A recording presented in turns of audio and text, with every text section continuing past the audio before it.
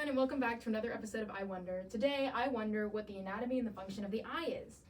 So we can go ahead and start at the cornea, and the cornea's job is to focus the light in the back of your eye called the retina, and that's where you actually see. The aqueous humor is the liquid that fills the area between the cornea and the lens. And because this area does not have actual blood supply, the aqueous humor's job is to supply all the nutrients that your eye needs. The pupil is actually just an area of space, but it expands and contracts based on the light. So if you're in low light, then your pupil expands to let more light in, and if it's bright, then your pupil contracts to let less light in. Your iris is actually the one doing all the expanding and contracting, so your iris will move based on the low or bright light. Your sclera is the whites of your eyes, and that just basically is the protective covering over your eyes.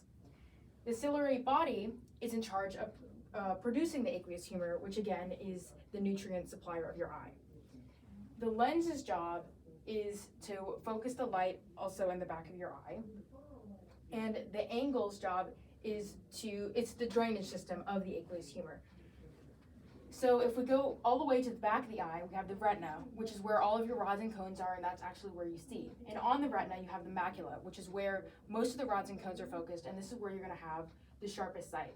And even within the macula, you have the fovea, and that's this little divot in the retina, and that's the strongest concentration of your visual acuity.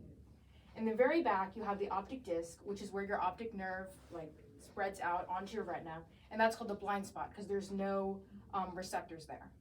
And if we go in the very back of the eye, and this is where neuro-ophthalmology is mainly focused, you have the optic nerve, and that's what's in charge of sending your electrical impulses to the visual cortex of your brain so you can actually see.